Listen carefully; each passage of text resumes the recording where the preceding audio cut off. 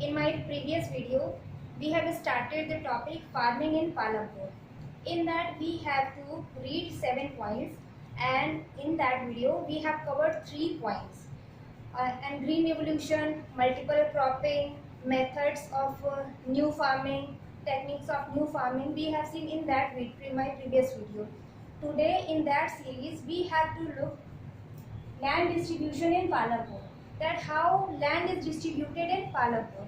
Is there unequal distribution or equal distribution? So many people are there, upper caste people, landlords, lower caste people, small farmers. How land is distributed in Palampur we have to read today. See here first, look at this picture. This is land distribution in Palampur. Students, you can see that there are few land which is large, that large plots are there, and you can see few plots are smaller than this large plots, and here you can see that very small plots are there. Here also you can see very small plots are there, and this middle size plot, this very big size plot. So what can we say? Can we say that there is equal distribution in Palampur? There is equal distribution of land in Palampur. क्या हम कह सकते हैं कि ये equal distribution है? This is the scene. This is the land distribution in Palampur. So on the basis of that, what is the result? How we can conclude this? हम इसका निष्कर्ष क्या निकाल सकते हैं? हम ये बता सकते हैं यहाँ पे कि पालमपुर में जो लैंड डिस्ट्रीब्यूशन है that is unequal, असमान वितरण है. That means everyone does not have equal area of land. Everybody has different area of land, different plots of land.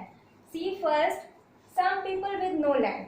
In Palampur, few people are there who have no land, जिनके पास जमीन है ही नहीं. So what they are doing for their livelihood? वो अपना जीवन यापन कैसे कर रहे हैं? क्या कर रहे हैं वो? क्योंकि बिना कुछ किए तो जीवन चलेगा नहीं. तो that we will see later on कि जिनके पास जमीन नहीं है वो क्या कर रहे हैं. तो some people with no land, जमीन नहीं है. Some people have small plot. कुछ हैं जिनके पास स्मॉल प्लॉट है, that is less than 2 hectare. Hectare is a measurement to measure the land. Hectare से हम लैंड को क्या करते हैं, मेजर करते हैं. जैसे आप बीघा में करते हैं, बिस्वा में करते हैं, तो वैसे ही हेक्टेयर में करते हैं. तो कुछ जो ऐसे फार्मर हैं, कुछ लोग ऐसे हैं जिनके पास लेस देन 2 हेक्टेयर से कम प्लॉट है. तो हम उसे कह सकते हैं, ये जो छोटे छोटे यहाँ के प्लॉट्स हैं 2 हेक्टेयर से कम हम मान सकते हैं उसे. कुछ सम हैव लार्ज प्लॉट्स. कुछ लैंडलॉर्ड्स वहाँ के जिनके पास बहुत ज़्यादा ज़मीनें हैं, more than 2 hectare, and it is extending till 10 hectares. 2 hectare से ज़्यादा, कुछ के पास 10 हेक्टेयर तक भी ज़मीनें हैं वहाँ पे. So we can see three conditions here. First is with no land, कि कुछ लोग ऐसे हैं जिनके पास ज़मीनें नहीं हैं. कुछ लोग ऐसे हैं जिनके पास स्मॉल प्लॉट्स हैं, और कुछ लोग ऐसे हैं जिनके पास बहुत ज़्यादा बड़ा प्लॉट है. तो जिनके पास नहीं है, जिनके पास स्मॉल है, वो क्या कर रहे हैं? कुछ कर रहे हैं. जिनके पास नहीं है उनकी हम बात अभी छोड़ देते हैं. जिनके पास स्मॉल प्लॉट है, चलो वो अपने जीवन खाने पीने के लिए कुछ उस पर उगा लेंगे. But is that sufficient for the year? क्या ये पूरे साल के लिए सफिशिएंट है?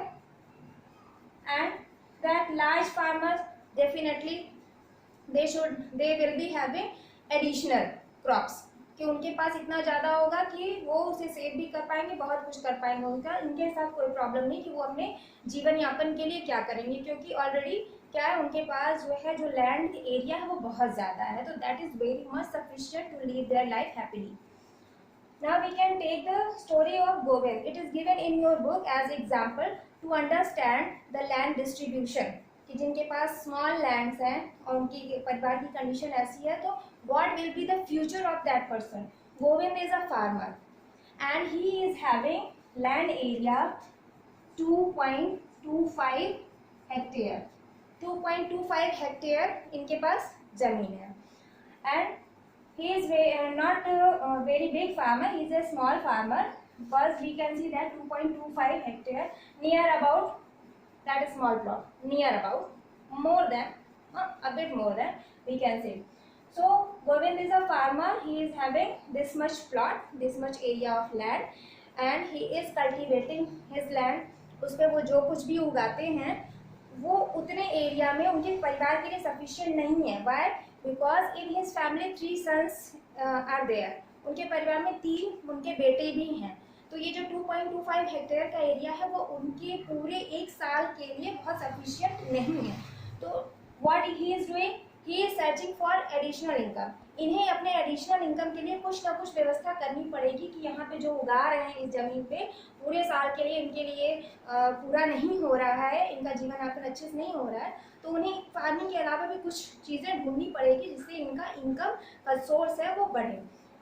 Now Govind is expired. Govind has expired.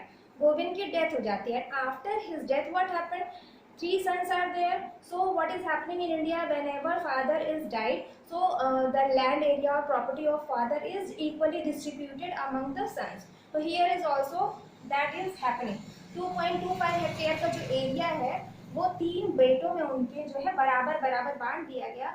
So what comes to each, हर एक के पास कितनी जमीन आएगी, हर एक के पास यहाँ जमीन आ जाएगी 0.75 हेक्टेयर. ओके, 0.75 हेक्टेयर जमीन हर एक बेटे के पास आ गई. अब आप सोचो कि जब 2.25 हेक्टेयर जमीन थी उस पर साल भर वो खेती जो करते थे वो उनके परिवार के लिए सफिशिएंट नहीं था. अब जबकि जमीन जो है 0.75 हेक्टेयर हो गई है तो क्या उस पर जो चीज़ें वो उगाएंगे उनके लिए सफिशिएंट होगा पूरे साल के लिए? बिल्कुल नहीं हो सकता. पहले प्लॉट मान लीजिए इतना बड़ा था, अब वो 3 भागों में डिवाइड हो गया है. तो definitely they need to go to for additional income. अब उनकी जो स्थिति होगी पहले से ज़्यादा बुरी हो जाएगी और उन्हें खेती के अलावा जो है बीच बीच में भी जो एडिशनल इनकम के लिए काम उनको करना पड़ेगा हमेशा हर महीने, तभी उनका जीवन चल पाएगा. ओके, तो this was all about land distribution in Palampur. Now come here, if land is there, okay, and production, we are talking about the production. अगर land है, production है, हम production की बात कर रहे हैं. Okay, so definitely who will produce the thing? Okay, who will produce the thing? There is one person that is natural resource. It is called labor. Labour है जो किसी भी ज़मीन पे काम करके कोई भी चीज़ प्रोड्यूस करेंगे.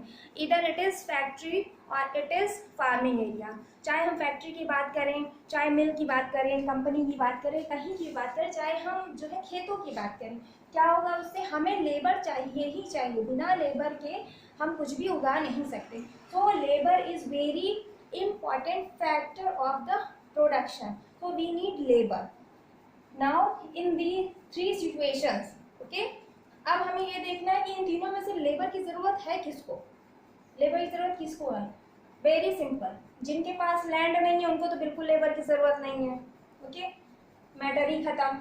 सेकंड है जिनके पास स्मॉल प्लॉट है उन्हें भी लेबर की ज़रूरत नहीं है क्योंकि वो स्मॉल प्लॉट है और वो क्या कर रहे हैं, स्मॉल प्लॉट उनकी अपनी फैमिली के लिए काफ़ी, वो खुद ही काम कर लेंगे, उन्हें लेबर की ज़रूरत नहीं है. Who is needy person? This the large farmers or the landlords जिनके पास 2 हेक्टेयर और 10 हेक्टेयर के बीच में ज़मीनें हैं, 10 हेक्टेयर तक ज़मीनें हैं, उनको क्या चाहिए? उन्हें लेबर चाहिए. क्योंकि पहली चीज़ तो ये है कि वो लैंडलॉर्ड हैं, खुद काम करने नहीं जाएंगे. दूसरी बात ये कि इतने बड़े ज़मीन पे जो है काम करने के लिए डेफिनेटली उन्हें कुछ हैंड चाहिए. तो दैट इज़ लेबर. लेबर ही काम करेगा उनके खेतों में. Small farmers work on their own land with their families. ये लेबर कहाँ से आ रहा है? जो स्मॉल फार्मर है जो 2 हेक्टेयर लैंड के साथ है वो अपने ज़मीन पे तो खुद ही काम कर लेंगे अपनी फैमिली के साथ. So they are providing labour themselves. वो खुद को ही लेबर प्रोवाइड कर दे रहे हैं. अपने खेतों पे काम करके वो खुद ही काम लेबर की तरह अपने खेतों पे काम कर रहे हैं. But there is one positive thing that being a farm labourer on his own plot, he is the owner of that plot also. कि वहाँ वो जो कुछ भी उगा रहे हैं उसके वो मालिक खुद हैं. वो लेबर की तरह काम भी कर रहे हैं और जो भी उग रहा है उसके वो मालिक खुद है. Okay, there is no interference of any other person. Medium and large farmers. अब जो मीडियम और लार्ज फार्मर्स हैं 2 हेक्टेयर टिल 10 हेक्टेयर, ओके, हम उनके बीच की बात कर रहे हैं, वो मीडियम से लार्ज फार्मर हैं. इनको लेबर की ज़रूरत होगी अब इनको लेबर कहाँ से मिलेगा? Who will provide the labour to these farmers? Okay, see some people with no land, जिनके पास जमीनें नहीं है, अब वो क्या करेंगे? वो एक फार्म लेबर की तरह लेबर प्रोवाइड करेंगे, मतलब वो फार्म लेबर की तरह मीडियम और लार्ज फार्मर्स के उसमें खेतों में ये काम करेंगे। इसमें दो चीज़ें हैं कि इन्हें काम मिल जाएगा, इनकी अर्निंग हो जाएगी, इनका भी काम हो जाएगा कि इनके खेतों में जो है इरिगेशन, सिंचाई, बुआई, सारी चीज़ें टाइम टू टाइम होती रहेंगी। दैट मीन्स प्रॉफिट इनका भी काम हो रहा है, इनका भी काम हो रहा है, दोनों का काम हो रहा है। तो जो नो लैंड वाले फार्मर्स हैं वो यहाँ आके काम करेंगे, और जो स्मॉल फार्मर्स हैं जिनके पास लेस देन 2 हेक्टेयर है, ठीक है, तो हमने पहले ही बात की कि जिनके पास भी लेस देन 2 हेक्टेयर होगा, पूरे साल भर के लिए वो सफिशिएंट नहीं होगा, तो पूरे साल की अर्निंग के लिए वो और क्या करेंगे? तब वो क्या करेंगे?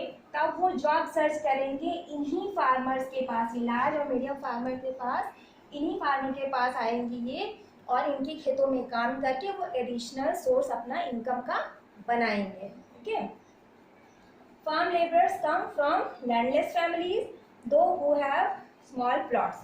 ठीक है, क्लियर हो गया कि लेबर कहाँ से आ रहे हैं? जिनके पास लैंड नहीं है वो आके काम करेंगे, जिनके पास स्मॉल प्लॉट्स है वो आके एज अ लेबर काम करेंगे।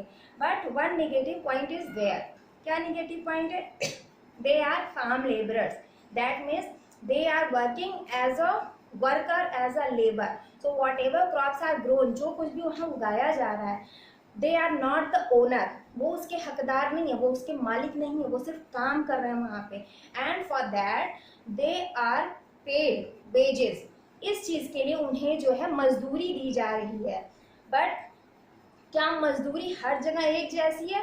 नो, मजदूरी that wages varies from region to region, from work to work, from season to season. एक सीजन में क्या उग रहा है उसमें कितना लेबर, कितना मेहनत लगना है, दूसरे में क्या उग रहा है, कितना लेबर, कितना मेहनत लग रहा है, इस पर भी डिपेंड करता है कि हम किसमें ज़्यादा वेजेस देंगे, किसमें कम वेजेस देंगे। Region to region, soil to soil. Okay, हर एक एरिया टू एरिया फिक्स है। ऐसा नहीं है कि यहाँ पे आप अपने गांव में ओके 60 रुपये दे रहे हो, 120 रुपये दे रहे हो, तो यही हर जगह चलने वाला है कि सब लोग ऐसे देंगे, बिल्कुल नहीं। whenever we are talking about, whenever these landlords are talking about the wages, to give the wages, they bargain with the farmers। वो जो क्या कहते हैं, जो उनके लेबर आते हैं उनसे बार्गेन करते हैं। Bargaining, when bargaining is done then this labour starts working on their field. पहले बार्गेनिंग हो जाती है, इतना नहीं इतना है, and everybody wants their own profit। तो जो ये लार्ज फार्मर भी है वो यही चाहेंगे कि सामने वाले को जो भी एज अ लेबर काम करने आ रहा है उनको कम दिया जाए ताकि इनका प्रॉफिट ज़्यादा से ज़्यादा हो सके। Okay, what is the condition of labours? हमने देख लिया कि ठीक है, लेबर को काम मिल जा रहा है, उनकी एडिशनल इनकम हो जा रही है, अब वो अपनी फैमिली को सर्वाइव करा पा रहे हैं अच्छे से। तो क्या उनकी कंडीशन बहुत अच्छी हो जा रही है? Okay, see situation of farm labours, क्या कंडीशन है फार्म लेबर्स की? First point, not very good, इनकी कंडीशन बहुत अच्छी नहीं है। इसके पीछे क्या रीज़न है? वेजेस आर गिवन कैश और क्रॉप, जो उनको मजदूरी दी जाती है that is not fix, that is not decided कि ये हमें जो है कैश में ही देना है कि हमें रुपए पैसे ही देने हैं। वो डिपेंड करता है आपके बार्गेनिंग पे, कभी रुपए पैसे भी दिए जाते हैं, कभी उसके बदले जो है अनाज दे दिया जाता है, कच्चा अनाज दे दिया जाता है। ठीक है, it varies from crop to crop, हर एक फसल से दूसरी फसल का जो है वेज जो है अलग होता है, हमेशा अलग होता है कि किस फसल में कितना ज़्यादा लेबर लग रहा है। Duration of employment is not same, पूरे साल खेतों में पूरे साल काम नहीं होता है। एक सीजन के क्रॉप उग गई है, सारे काम हो गए हैं, तो ऐसा नहीं है कि उसके जस्ट बाद नेक्स्ट सीजन का काम शुरू हो गया। कुछ समय ऐसे भी आते हैं फार्मिंग में जब कुछ महीनों तक कोई काम नहीं होता है। So what is the condition? Sometimes work is there, sometimes work is not there. So whenever work is not there that means there is no additional income for the small farmers, for the these people with no land.